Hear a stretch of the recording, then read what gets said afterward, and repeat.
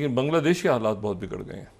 ماشاء اللہ کی طرف جا رہا ہے معاملہ, کہاں جا رہا ہے, لیکن بہت تیزی کے ساتھ وہاں پہ سچویشن جو ہے وہ ڈیٹوریٹ ہو گئی ہے, بہت زیادہ بگڑ گئے ہیں. اور یہ بنگلہ دیش کی سڑکوں, گلیوں, محلوں اور شاہراہوں پر احتجاج کرتے ان لاکھوں طلبہ مظاہرین کا ایک ہی مطالبہ ہے, وزیر اعظم شیخ حسینہ واجد استعفیٰ دیں. بنگلہ دیش میں ملٹری کو انڈر وے. بنگلہ دیش کی شیخ حسینہ استعفیٰ دے چکی ہیں, ریزائن کر چکی ہیں, کیونکہ ان کو بنگلہ دیش کی آرمی نے 45 منٹ کی ڈیڈ لائن دی تھی کہ آپ ریزائن کر دیں. میڈیا کے ذریعے پیغام دیا کہ وہ لڑنے کے لیے تیار رہیں, لاٹھیاں تیار کریں, بنگلہ دیش کو آزاد کروائیں, جسے یقیناً شیخ حسینہ واجد کی حکومت کے مضبوط قدم لرز رہے ہیں. بنگلہ دیش کی فوج نے اقتدار سنبھال لیا ہے بنگلہ دیش کے اندر. دلچسپ اور حیران کن صورتحال یہ ہے کہ اس بڑھتے ہوئے عوامی دباؤ کے نتیجے میں بنگلہ دیش کی وہ جو کچھ دن پہلے تک حکومت کے حکم پر مظاہرین کے خلاف ایکشن لے رہی تھی, وہی فوج آج مظاہرین کی طرفداری کا تاثر دے رہی ہے. بنگلہ دیش آرمی کے بیان میں کہا گیا ہے کہ فوج ہمیشہ عوام کے ساتھ کھڑی رہی اور آئندہ بھی ایسا ہی کرے گی. ساتھ ہی سابق فوجی افسران بھی نافرمانی تحریک میں شامل ہو گئے ہیں. اور دیکھیں یہ لوٹ پاٹ کی تصویریں ہیں, اور ایسی تصویریں ہم نے آپ کو سری لنکا سے بھی دکھائی تھی جب وہاں پر بھی اسی طریقے سے ہوا تھا. اور اب آج یہ دیکھیے کھانے کی لوٹ مچی ہوئی ہے, اور دکھ کی بات یہ ہے کہ یہ پردھان منتری آواس ہے اور یہاں کی آرمی پولیس جو ہے وہ اتنی مجبور ہے کہ استھتی کو کنٹرول نہیں کر پا رہی ہے.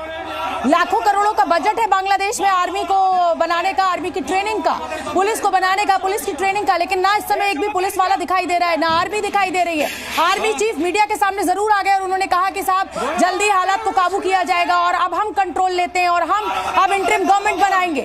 اور اس کے پیچھے اگر بنگلہ دیش کی پردھان منتری شیخ حسینہ کو آج دیش چھوڑنا پڑا ہے, استعفیٰ دینا پڑا ہے, تو اس کے پیچھے پاکستان کی ISI کا ہاتھ ہے, جو لگاتار کئی سالوں سے سازش میں جٹی ہوئی تھی, کیونکہ بنگلہ دیش بھارت کا متر دیش ہے اور بھارت کا لاکھوں کروڑوں کا نویش بنگلہ دیش میں ہوا ہے. اور بنگلہ دیش کی شیخ حسینہ کے پیلس پر پروٹیسٹرز چڑھ دوڑے تھے, ہجوم جمع ہو گیا تھا اور ہجوم پیلس کی طرف چل رہا تھا, اور انہوں نے دھاوا بول دیا تھا پیلس پر, جس کے اندر بنگلہ دیش کی وزیر اعظم شیخ حسینہ موجود تھیں. ملٹری کو ہو سکتا ہے, اس کی وجہ یہ ہے کہ بنگلہ دیش کی شیخ حسینہ نے ریزائن کر دیا ہے, سٹیپ ڈاؤن ہو گئی ہیں اور کہا جا رہا ہے فلیز ٹو انڈیا. جے ہند دوستو, نمسکار دوستو. بنگلہ دیش بھی اب پاکستان کی راہ پر چلنے والا ہے, کیونکہ بنگلہ دیش میں ملٹری کو ہو گیا ہے. وہاں کی سینا نے شیخ حسینہ کو ہٹا کر خود ستا سنبھال لیا ہے. شیخ حسینہ اپنی جان بچانے کے لیے استعفیٰ دے کر بھارت آ گئی ہیں. اب بنگلہ دیش بھی پاکستان کی طرح چلے گا. اب بنگلہ دیش میں رہنے والے ہندوؤں کی سامت آ گئی ہے, کیونکہ اب بنگلہ دیش میں ہندو ورودھی, بھارت ورودھی سرکار آنے والی ہے. اور خبروں میں یہ بھی چل رہا ہے کہ وہاں کے ہندوؤں پر حملے ہونے شروع ہو گئے ہیں. بنگلہ دیش میں ملٹری شاسن آنا یہ پاکستان اور امریکہ کی بھارت کے خلاف ایک نئی رننیتی کا حصہ ہو سکتا ہے, کیونکہ امریکہ بھی نہیں چاہتا ہے کہ بھارت کے پڑوس میں شانتی ہو. دوستو اس پر آپ کی کیا رائے ہے, کمنٹ کر کے ضرور بتائیں.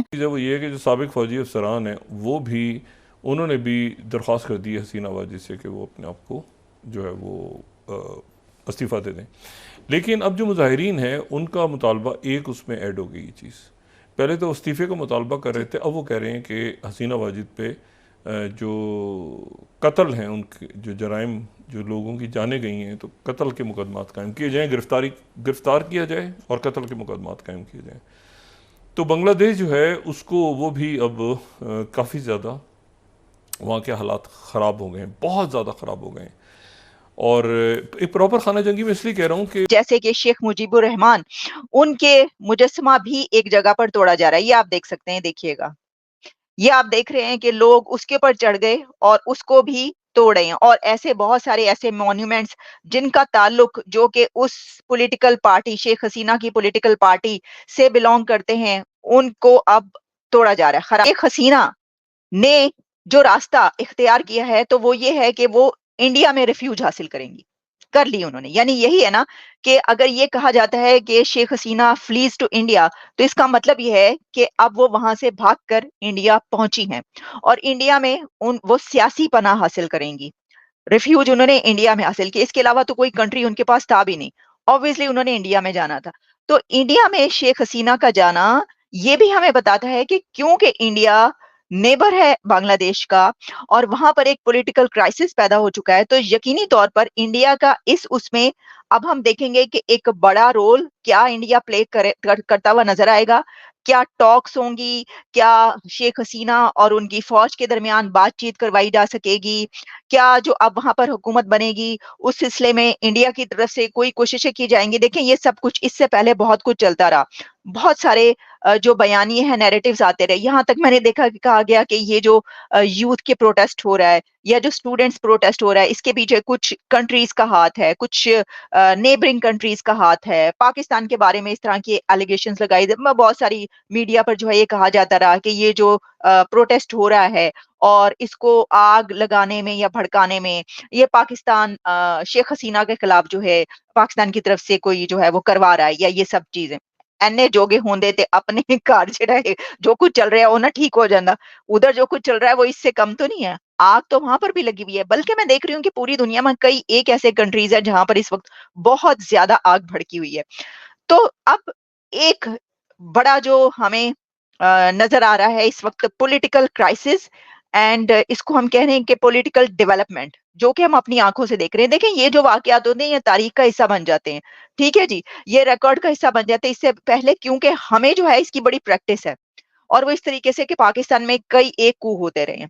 लेकिन जो हमने देखा कि मुशर्रफ वाला और नवाज शरीफ वाला जो आखिरी कू हुआ, तो उसमें इसी तरीके से जो फौज थी वो जब एंटर हुई तो उसने सबसे पहले radio Pakistan, television, Pakistan television और इन सब बिल्डिंग्स में दाखिल होकर फौजी उन सबको अपने कब्जे में ले लेते हैं, अपने कंट्रोल में कर लेते हैं। इंडियंस को इसका अंदाजा नहीं होगा, उनको इसकी प्रैक्टिस नहीं है और ना ही कभी होगी और ना ही कभी हुई है।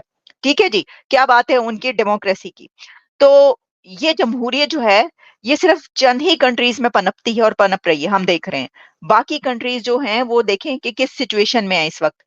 तो सबसे पहले जो अब कू होता है तो जो अहम इमारतें होती हैं, बिल्डिंग्स होती हैं, गवर्नमेंटल बिल्डिंग्स होती हैं, उनके ऊपर कब्जा किया जाता है। वहां से जो एंकर्स बोल रहे होते हैं उनको रोक दिया जाता है, उनको ही कहा जाता है आप नहीं देंगे, फिर उनको पर्चा दिया जाता है कि आप ये करेंगे, फिर ये वहां बाज़ औक़ात क्राइसिस पैदा हो जाता है। जो लोग होते हैं वो बात नहीं भी मानते, काफी कुछ होता है। तो इस वक्त हमें ये क्या-क्या हुआ ये तो अभी हमें अगले चंद घंटों में पता चल जाएगा कि वहां पर क्या कुछ हुआ है। लेकिन जो कुछ अभी तक हमें पता चल रहा है उसमें ये है कि शेख हसीना वाजिद ने महफूज मुकाम पर मुंतकली से पहले तकरीर रिकॉर्ड कराने की कोशिश की, मगर उन्हें तकरीर रिकॉर्ड कराने का मौका नहीं दिया गया।